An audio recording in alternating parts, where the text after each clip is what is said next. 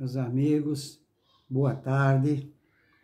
Minhas amigas, que o nosso Senhor Jesus Cristo nos abençoe, nos proteja e nos ampare.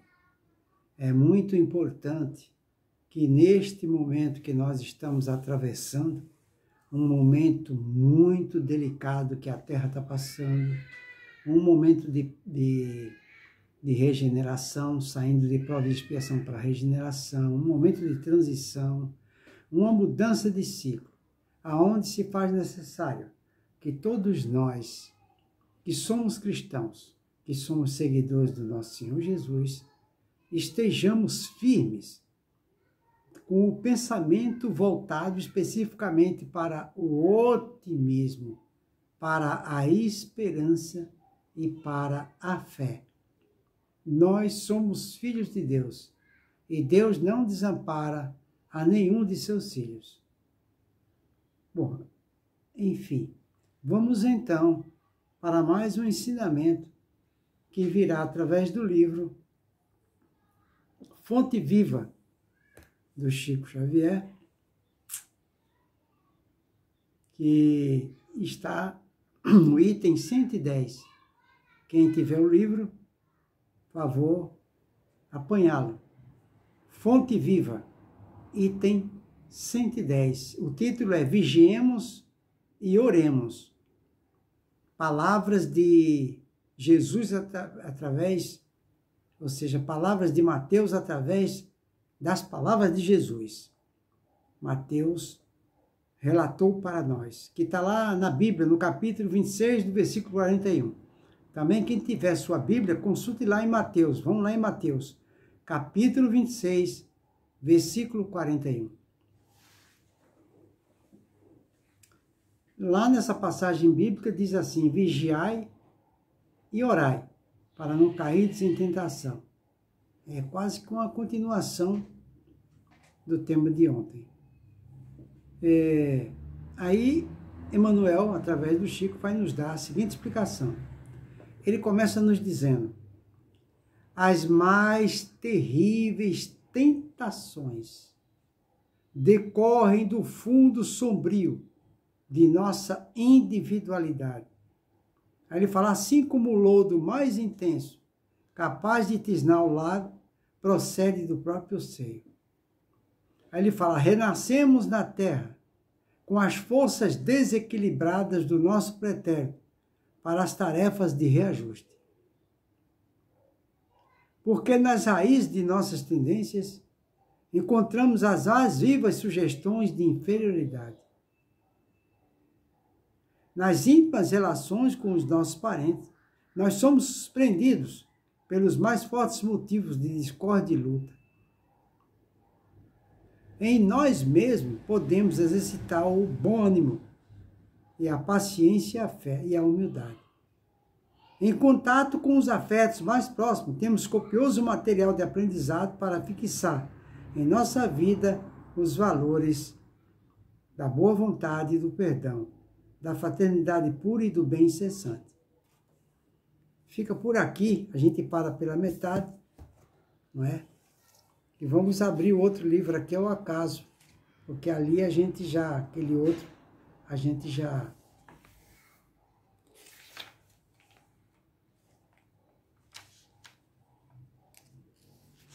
Enfim, aqui caiu.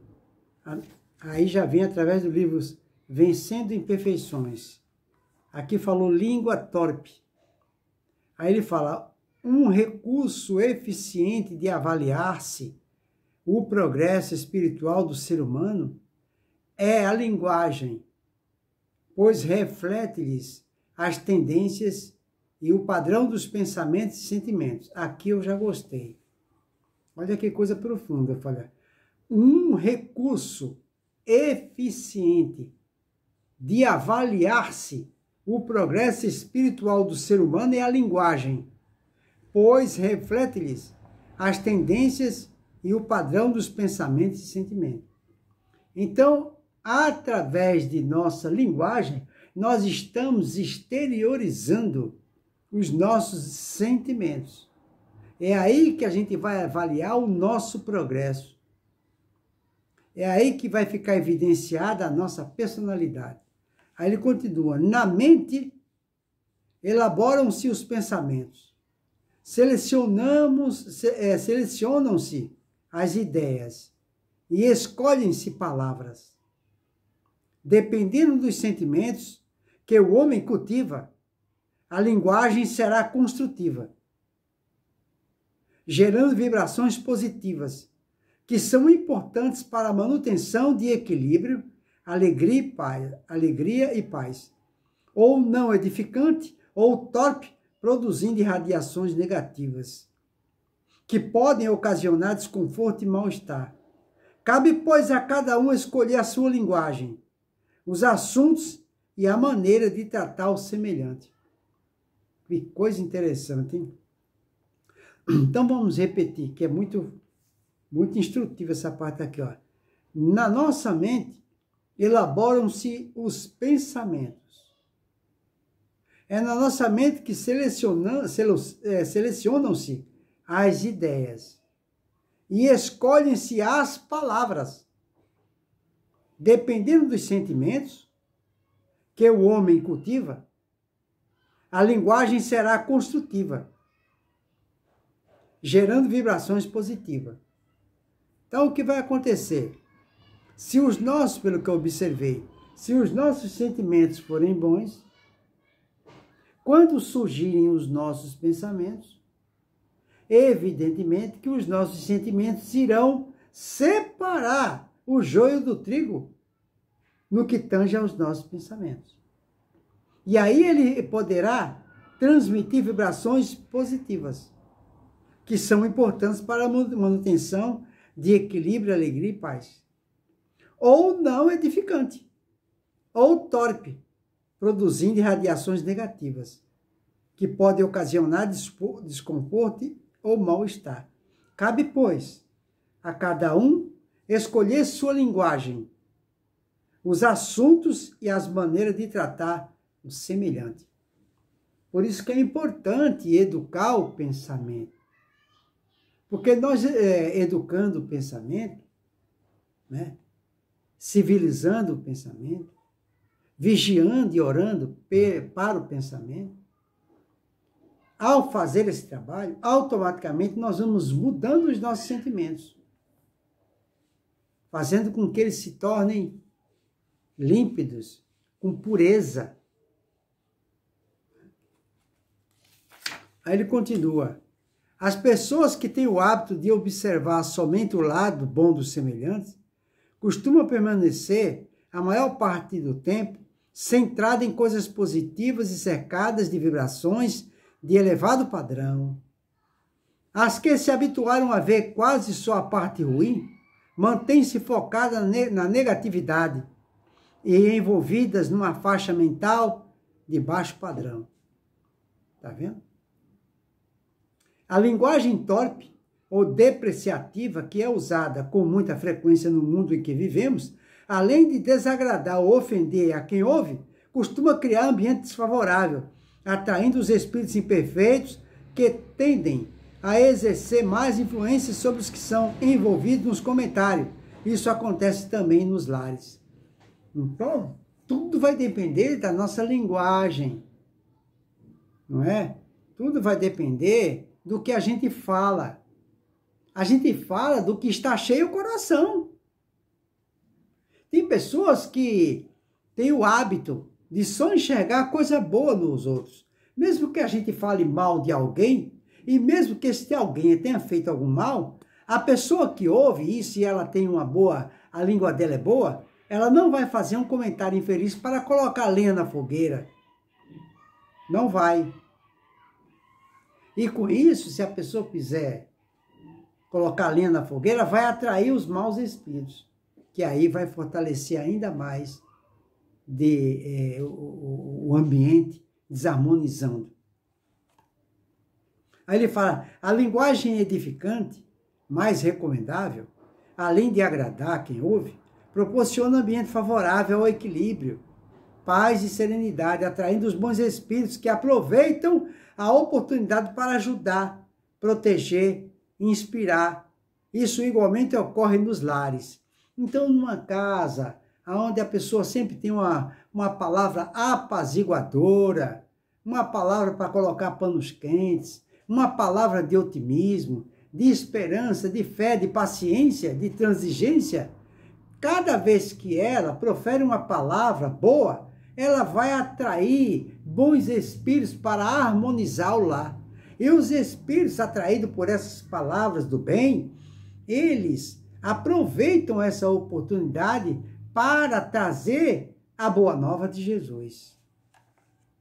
Aí ele continua: nada justifica, pois, o costume muito comum de negar-se aos parentes o tratamento atencioso, educado, gentil, amável, respeitoso que se dedica aos amigos ou a outras pessoas do meio social.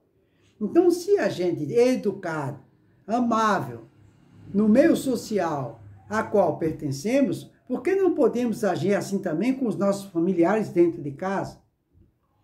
Aí ele falou: o ideal é que os diversos membros da família evitem usar palavras, gestos e atitudes que possam causar contrariedade, desentendimento ou ofensa. Temos que tomar muito cuidado dentro de casa para que evitar de, através de nossas palavras, desarmonizar o lar. Qualquer palavra que traga aborrecimento para o familiar, porque acontece o seguinte, nós temos o mau hábito, né, de, pelo fato de estarmos na nossa casa diante do parente, nós temos a liberdade de falar o que quer, porque é parente. A gente acha que tem a liberdade de falar.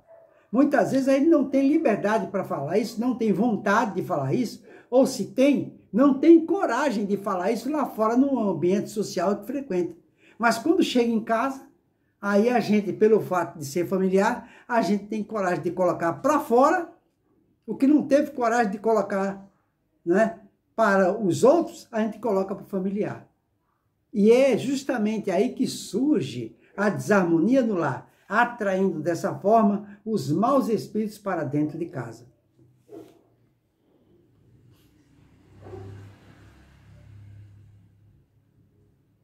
Por isso que ele fala aqui, ó, o ideal é que os diversos membros da família evitem usar palavras, gestos e atitudes que possam causar contrariedade, desentendimento ou ofensa dentro de casa. Ele continua: todos esses objetivos elevados podem ser atingidos com estudo, meditação e prática do Evangelho.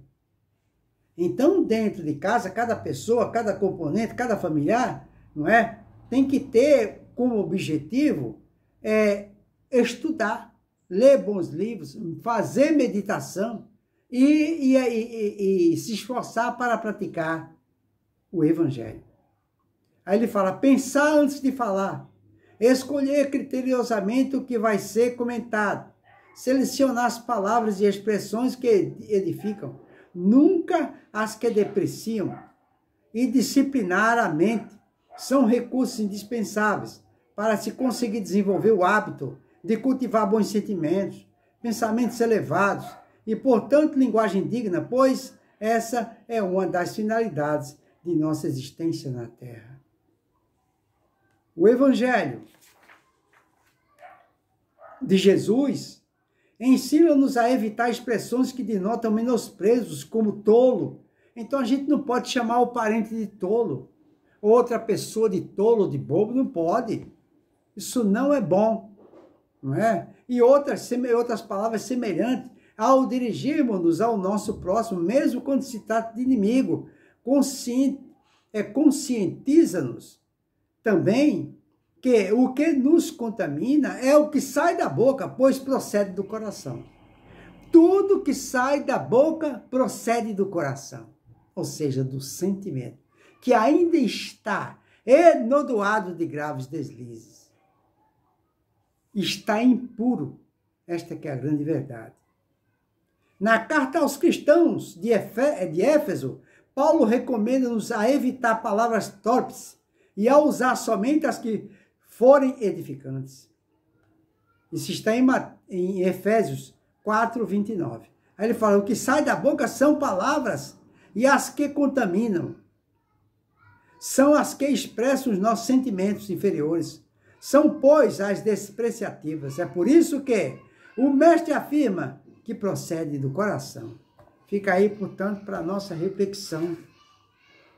Não é? Que todos nós, como sempre falou o Chico, o André Luiz, através do Chico, que todos nós temos que procurar nos esforçarmos para aprendermos a tratarmos os nossos familiares como se fossem visitas. Porque quando chega uma visita na nossa casa, nós somos as pessoas mais educadas do mundo. Nós somos cortês. A gente abre a porta com um sorriso de orelha a orelha. Quanto tempo que eu não vejo você? Seja bem-vindo. Aqui devo a felicidade de sua visita. A gente abre a porta, oferece o melhor lugar para a visita, oferece um cafezinho, oferece uma água, uma bolacha.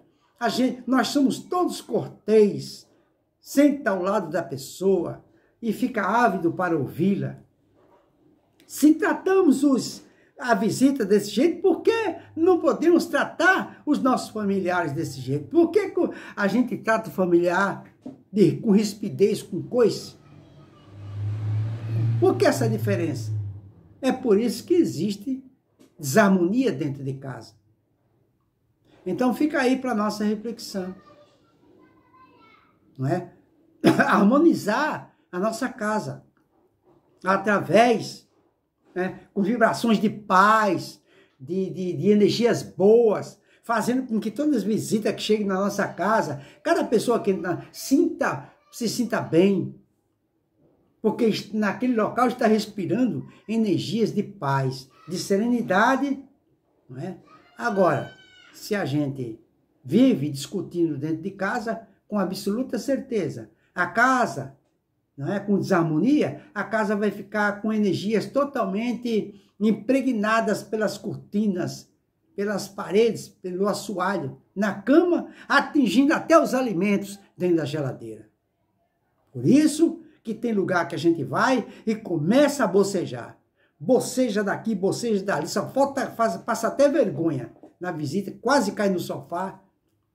E tem local que a gente vai que a gente se sente bem. É exatamente por causa disso.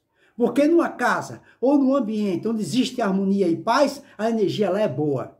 Quem entra lá se sente bem. E numa casa onde existe discussão, briga, azedume, a energia lá, o magnetismo lá é negativo, fazendo com que as pessoas que chegam lá não vê a hora de sair, pois se sente mal, começa a bocejar e dá um sono mortal. É exatamente por causa disso. Fica aí para a nossa reflexão. Que o que sai da boca procede do coração. Então, uma boa noite para todos, que o nosso Senhor Jesus nos abençoe.